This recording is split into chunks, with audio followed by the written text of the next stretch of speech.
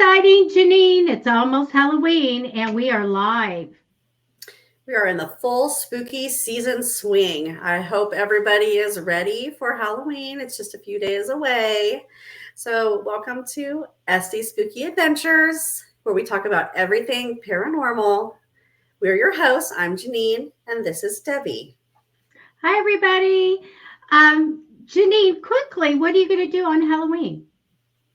So, on Halloween night, I will be running a lockdown and paranormal investigation at the 10th Avenue Art Center here in San Diego. Tickets are still available, so we'll get you guys those links in the comments a little bit later on tonight. I promise it is definitely worth it. The building is extremely haunted, and we capture evidence every single time we go in. It really is. And I've been in there many times with you, Janine, doing ghost tours and just our own investigations. And what we found is just so many ghosts and so much residual energy. So you guys get your tickets. Janine, maybe you can type in the link or something in the comments, or I don't know, send it to me somehow. But we will get it. It'll be on Psychic Fix's page and everywhere. So you guys can just click in and get a ticket. Hi, Julie, and hi, Kim. You know what? I really asked Janine if we could talk about hexes and curses. So if you're watching this and you feel like that you've been cursed in your lifetime, that somebody hexed you in some way, please go ahead and let us know that. And this came about, Janine, because we were talking earlier, is that when I started on this path, I really, when people said, oh, I've been cursed, I would roll my eyes because I was like, oh, yeah, okay, yeah, sure. And because I always felt there was this thing of if they believe in it, that's going to be where the bad luck comes. But the more and more that I have more and a huge amount of people come and tell me they were cursed or hexed, I'm like, okay, let me think about this. And the more I thought, Debbie, you do everything long distance. You heal. We send energy all the time. You know it's validated. It's how I do readings, is tapping into the energy and doing things long distance. And I said, yes, people that can say something against someone else or tell them to, whatever, that can travel. And I looked it up. So it's a solemn utterance intended to invoke a supernatural power to inflict harm or punishment on someone or something. And so I go, well, I kind of flipped somebody off the other day when I was driving. Happens. And I think that's okay. I think it's okay because I'm more F you than, yeah, I want you to die. So I go, I think that was all right. But I looked up a little bit of how curses came from the first time they found, that people were doing curses was 6,000 years ago. I mean, really. And I'm like, oh, gee. I was just like, really like, I don't know. So now I really believe it. I have a lot of people that come in and tell me that. So I talk to them about um, making sure that they're not believing in it so much, that it is going to do all these horrible things. I think people can maybe not send energy so much or very light, or maybe there's people that's more powerful. So it depends on the stuff starts manifesting in. And I'm going to tell you that what just happened to me for about 7 or 8 weeks is things started going wrong. And I was going through a thing. Some of you know me and you know that I was going through a health scare. And it took about 7 weeks to find out that I was okay. I was going to be okay. And but during that time, Janine, it's just like when in the Bible they talk about things happening, diseases or whatever is going to happen to the earth. I had gone through bug bites, mosquitoes, and we had them come in from a hurricane, and I didn't know it. And I have maybe had two in my whole life because I have a run a cooler temperature. All of a sudden, I went out and came in. I had 30 bites. So this kept going on and on. And then I broke out in a rash over and over. And I couldn't get the medical care because I kept breaking out in a rash. They said, you have some kind of virus. We can't do anything until this clears up. And I mean, all these things started happening. And you know how we have technical problems and we have this and that. And I go, what have I done? And I go, something happened regarding, a product that I sell. And I was going, what's going on? And I go, yeah, in the pit of my stomach said, I think somebody went and, did something for the first time ever. There was two things going on. One is I decided that I would take kind of a hiatus or early retirement from reading so I could write. And I pulled apart this office. Behind me is the only spooky stuff I have in here. It's all books and bookshelves and all files and stuff. And I said, I messed up my wards, or my feng shui, some people might say. And so that let stuff in. And I think somebody did target me. So I took all the, things that I had to do to protect myself. And that's why I thought, Janine, that we should kind of talk about it, because, they are real, but you don't have to let them in. What do you think about curses, Janine? I kind of had like the view before I got really into doing readings and helping people that, if you don't believe in it, then it can't happen to you, right? Mm-hmm. But I've come to the decision over the years with everything I've seen that they definitely do happen. Now, I do always recommend that we don't give it any power, don't give it any energy, because we don't want it to grow from where it is. But you definitely want to be sure to know what you're dealing with, be able to put protections in place and deal with it accordingly, because they definitely do happen. Well, we have some famous cursed places. So let's bring up one that you know about, the Whaley House. Can you do a short thing about what the curse is on this house? So curses can happen in many different ways. So somebody could actually send negative words or energies towards you, or certain things can take place that put a curse on a certain property. So when it comes to the Whaley House, this was something that was cursed by what took place on the property before the house was built. So Mr. Whaley comes to town. He's working with his business partner, because at the time he was living in San Francisco, but he also had a general store here in San Diego. He was definitely a businessman running many things all at one time. He comes to town and he witnesses a execution that's taking place for a man named Yankee Jim. He was a little dark, Mr. Whaley. He did like to go to these executions, but then again, back then, that was kind of their form of entertainment. They didn't have a lot going on. With that being said, he decides 2 years later to build the house that you see behind us here. And as soon as they move in, they realize that they're not alone. It's definitely haunted. There's somebody moving through there, very large guy. They can hear his boots, see his shadow. He's slamming the children's windows open and closed, scaring everybody. And then the family begins to face tragedy after tragedy after tragedy. They're not even in the house very long, and their 18-month-old son dies of scarlet fever. Oh, that's sad. This is little Thomas Jr. Shortly after that, they have their general store burned to the ground. They move it to the house, and then a few months later, that catches fire. They were renting out on the upper floor there a room as a billiards hall, and that guy leaves, and so they decide to rent it to a man named Thomas Tanner, who's running a theater troupe. Well, they have an amazing opening day. They make a lot of money. Things are looking good, but 10 days later, Thomas Tanner dies of a massive heart attack. Oh. He's still in that theater, by the way. And so then shortly after, finally, they are going to have some happiness. Their two older daughters are betrothed. They get married. They have a double ceremony right there at the house. Everything looks great. They send them off on their honeymoons. And 2 weeks later, their daughter, Violet, is abandoned by her husband. Oh, the man realized that he was not going to get any of the Whaley fortune. And so he leaves her. Now, she already was someone who had melancholy, so like kind of like bipolar. She was kind of up and down.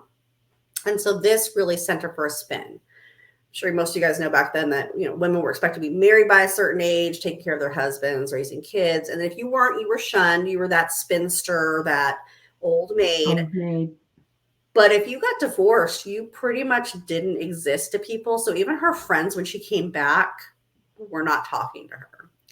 So she ends up committing suicide by taking her father's pistol, going into the backyard and pulling the trigger, shooting herself in the chest. So they end up losing their daughter. Right behind that building?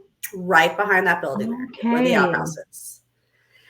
And they kept this couch, like the settee that was in there. It's golden red. It's still in the house today. That is where he carried her in, hoping to save her life, but she died 20 minutes later. Oh, wow. So the family has just faced all these horrible things happening to them. And the land that he purchased was actually considered to be cursed. Nobody else wanted it. So he got a really good deal. He bought 15 acres, which includes the part that the house is on. He got it for $1.50. Oh, wow. It was in 1854, I believe. Yeah, $1.50. And so, you know, everybody told him, like, that's cursed land. Yeah. Why would you build your family home there and raise your kids? But he didn't really believe in that type of stuff. Now, why would this land be so cursed? Why would this house end up so haunted with so much tragedy? Many people will tell you that that happens when there's unjust and untimely deaths. So here's the thing. This wasn't somebody physically human placing a curse on this family or this property. Where he built his house is where the gallows stood. Oh, geez. That execution he saw with Yankee Jim took place right here on this property. Right. As well as many other people who were hung there as well. So the land took on all that negative energy of the death. And some of those people, including Yankee Jim, their deaths were not very, they shouldn't have taken place the way they did. Yankee Jim did borrow or steal a rowboat, but it wasn't worth enough money to hang him. So they determined that he was going to steal something else, and that's why they charged him with what they did. So yes, he should have been prosecuted, but hung, no. And they didn't even hang him properly. When he was hung, he was taller than most men. So average man back then was like 5'2" to 5'5". He was 6'4". He was huge. And so when they hung him, he kind of just slid off the wagon. And instead of dropping quickly and breaking his neck, he just kind of hung there. He slid off, hung there, toes touching the ground, and he tiptoed around for 45 minutes before he died. So you can imagine all that negative energy that was just absorbed into the surrounding area just from that one execution alone. And I'm sure he's not the only one who died that shouldn't have on that. Oh my gosh. So I would say, yes, cursed land. And we see that when people talk about Native American land, and their graves and this, that, and the other, because as we know from Pioneer Park and other places in San Diego, it's just it's such an injustice of how cemeteries were, not respected, disrespected, and the things that happened. And I would think that just all of that would just keep putting on, bad energies. You could see where people can get sick and things like that. We talked about this once. I really do have a feeling. I know groups of people that are paranormal investigators, and maybe they don't protect themselves as well. And people that just go and frequent doing this stuff. And I know somebody personally, not in the state, but goes on a lot of this stuff, and continually that person is sick. And I really I think that when we're around demonic or really negative energy, or people doing black magic, or where they did, because you and I know the deal. We can go out and find a sacrificed cat, You know, this stuff is out there in San Diego. And so I think that we tend to need to clear our energy and keep our protections up for sure. But I want to, before we run out of time and go too much more, I wanted to talk a little bit about some famous curses. So I don't know if you knew that the Knights Templar had a curse on them. And I did not. okay, well, I'm going to tell everybody there's 3 photos you're going to see that I just did in AI so that I could, use them.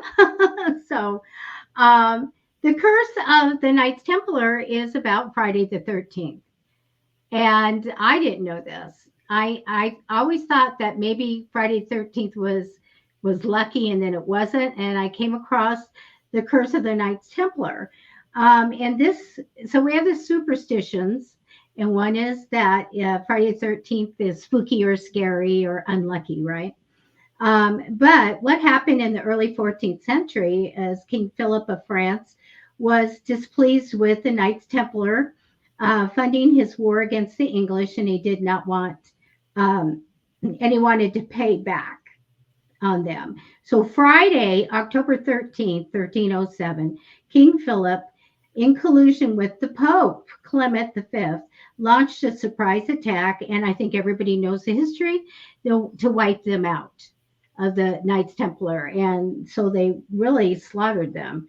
So this ultimately, the surprise attack brought them to ultimate destruction. I know they've resurfaced and this, that, and the other, but that was a big thing. So, but what happened is the leader of the Knights, Jacques de Molay, he was imprisoned and tortured over the course of 7 years, and then he was burned at the stake. Before his public execution, he cursed the king and the pope to die quickly, and then cursed the house of Capet, the family, to their destruction. Well, it came to pass. Within a year, the Pope Clement V and King Philip had both died mysteriously. All of King Philip's 3 sons died within the next few years, as did his only male grandchild. As a result, the French crown went to the house of Valois, bringing an end to the reign of the house of Capet. And so that's why it's considered an unlucky day. And I'd say very unlucky. Right. Very unlucky. But I thought that was so interesting. So there was an actual curse when he was, going to be put to death that he put upon it. And just look at that, predictions all came true. That I thought was really amazing. I want to tell you, let's see. I really do feel like that. Has anybody, Kim, you said that you had a curse on you. How did you deal with that? Now, I want to tell you really fast. We know this curse, don't we? King Tut. And it was what? Written above the thing. If you come in here, you're going to, die. And they did. So we know that they wrote a curse or they spoke a curse. And also Janine brought up that it's already cursed, the land, from accumulation of negative activity, or sometimes we can think of things being cursed by the violence and the murders that were made in certain places. Like, I don't know whatever happened to, where's it? The California murders. And he died. Oh gosh, he had a swastika here, you guys. Why can't I remember? Oh, Charles him? Manson. The Manson, yeah, that house.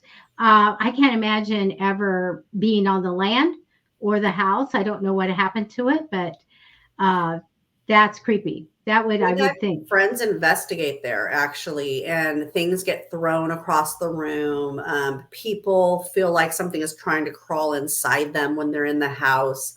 Anybody who's lived there has had, fires, vehicle damage, car accidents, health issues. Like, it just, all that negative energy from those deaths and what took place in there seems to affect anybody who's connected to it. And even if that they burn it down, it's still that ground. It's Exactly. still that ground. I just can't see, you know, even messing with that. I wanted just to add, okay, this is totally made up. It's what my concept of a runestone. But there was this runestone, and it's so old, and it's really huge, and it's in Scandinavia, and they actually found that somebody had wrote a curse on it, that you touch this monolith, and it's the worst horrible death ever. And so it's like it still stands because nobody's freaking going to be touching that thing. Of course, again, I just made that one up in AI. So we have such a history of curses. And we were talking about Mexico because Mexico, um, I had so many people coming. Yeah, I'm in Southern California. We're in Southern California, so we're close to Mexico. So many people coming to me to say that they had, a curse put on them. And so I looked a little bit about it. So the La Bruja, the Mexican witchcraft, they have Wiccans, they have witches, they have all kinds of things there. They have a mix of Spanish and African black magic and things like that. So I tell everybody, don't mess with that. Don't. Get a professional to take that one off. Because I know that it, is very, very strong. And so Carla says yes, yes. And has anybody had any dealings with that? I will say, like that monolith that you were talking about earlier, like people don't always necessarily, tell you up front that they're cursing you. Sometimes you receive an item from somebody who has ill intentions towards you, and those items can actually cause you to have the turmoil and chaos in your life. I had a friend or a guy that I used to date that his dad had a competing restaurant with somebody else. And so the other guy came over and left this clown statue on his front door with a note talking about what it was going to do to, death to his family, ruin to his family, loss of, finances and health. And, they went through a lot, multiple strokes, a heart attack. Both of the boys fell ill. The mom died when she was only 54 years old. Like, just really crazy things. And my thought to myself is, that this clown statue had this note attached, and you keep it in your house. I mean, he would move it around the house. It was causing chaos in the garage, so he moved it to the living room. Things were flying across the room in there. His son thought it was cool, so took it up to his room. We would be downstairs and we could hear things just flying and hitting the walls. Windows in that house, we would be just sitting there and they would just shatter. And so I was like, we're going to cleanse this house, and you're going to, cleanse this statue and get rid of it. Right. You Right. cannot keep it here. Right. But he also did believe that statue was cursed, which was feeding that energy, feeding that curse. Yes. And his reasoning for not getting rid of it was he's afraid if he got rid of it, he would never be able to end the curse. You know what? I'm not going to say her name, but we both know a really powerful witch. High priestess. Man, I'd be saying, come on, let's take care of this thing. Exactly. Yeah, definitely. People have to know that they have power, and that they have more power. I really know that good is stronger than evil. The evil is strong. But we can deal with it, and we can take care of it. And people need to believe they have the power to deflect. We have the power to clear it. We have to end it. And so, and that is playing on that guy's mind too, so strongly, because it was a physical thing. Not like I, say the words. No, here's something that you're going to that you're going to look at and be afraid of forever. That might cause you to lose your focus and trip and hurt yourself, or do whatever. But we can't give that power to anybody. And we need to make sure that we're staying strong. Kim had said that she actually worked with a psychic to take care of what was put on her. So, And that's we had to be right there, because most people keep quiet about feeling like they're cursed. They don't want to talk about it to other people because they're afraid of being ridiculed or whatever. But the fact of the matter is there's a power in numbers. So the more people putting good energy to dispel it, and the more people praying, or the more people, helping you to cleanse it and to, rid this from you, the better. We should be talking to people that we trust to get the help when it comes to feeling cursed or hexed. I have on Psychic Fixes I've been following this healer, and all of a sudden up came a reel on taking off. I'm going to take hexes and curses off. And so she does the long distance. So you guys go look at her if you have that problem. But she said some of it's unintentional curses, that you were cursed and somebody didn't mean you harm, but they did whatever the process is of saying it or whatever. They've sent out that energy. And so we know, things can come in. And that's why I feel like we always have to be strong in putting the power in, the energy in around us. I do every day, around me, around my car, around my house, around a lot of people. And how I know it works is I was sending white energy of protection to two different people. And one was my sister and her partner. And I got a phone call one day and said, "Oh, Debbie, you need to help us. Something crazy is going on." And I said, "Well, what's going on?" And she goes, "White light is hanging in my living room, and there's no way it can. We have shutters and we have whatever, and we have blackout drapes, and we don't have anything. We don't do anything in that room. But at night, it's hanging there, lighting the room up." And I said, "Oh, I'm sorry. I forgot to tell you I sent it to you." So I know that you can send stuff like that. And my other friend also would say, "Did you send something?" Because I felt it. And the next day I had so much energy. And I said, "Yes, I did." She could always get the days that I did that.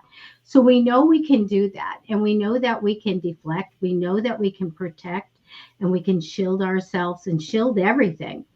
And deflection is kind of tough because that will go back to the person. It will go away from you, but it will go back to that person. So there's a lot of things. Sam, hi, Sam. You said, "Does God protect us?" If your higher power, and Janine, you can respond to this. I know we need to go in a few minutes. Your higher power, of course, can protect you. And a lot of people we have different gods in this world, and we have deities. We have universal power. People believe in energy and things like that. They maybe won't say God, but those higher powers that I work with, angels, archangels, Jesus, God, you name it, the universe. So whoever you say, that's my higher power. And even your higher self can deflect and protect. And I hope that, Janine, do you have any comment on that? No, I believe exactly the same. So it's always great to pull in that higher power, the one that you put your faith into, that energy that created us, and use that, because it is always, and no matter what religion or what you believe in, it's always supposed to be there to keep you safe and to help you and protect you. That's why they send the angels. That's why we do have the things that we have. And with the energy, like she was talking about, we can protect ourselves, but you also have to be careful what you're saying about other people, because that negative energy could be the unintentional curse that you're putting on somebody. Yep. Driving past somebody saying, "I hope that the guy flips his car. He's driving like an animal." Mm-hmm. And then you find someone flipped down the road. We always have to be very careful about what we say, because intention and energy is what's going to create these curses on people. Right. I love what Carlos was channeling Elvis. Return to sender. That's right. Right back. I know that you have an exciting adventure that you're going on with Chris Oliver. We all love Chris, paranormal investigator and medium. And so I know we need to get going now at 7 o'clock.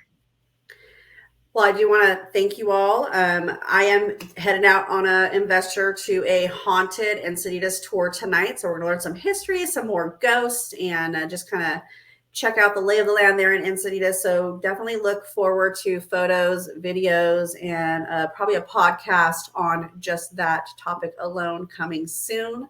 As always, you can see me and Debbie on Sunday nights at 6:30, and we look forward to seeing you.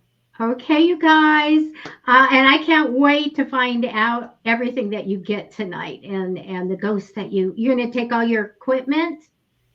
We're definitely going to bring some equipment with us, and I will definitely be sending you videos and photos if we capture anything cool, and we'll definitely be sending some other videos to you this way from the 10th Avenue Theater that we're having that investigation at on tomorrow night, as well as the 31st.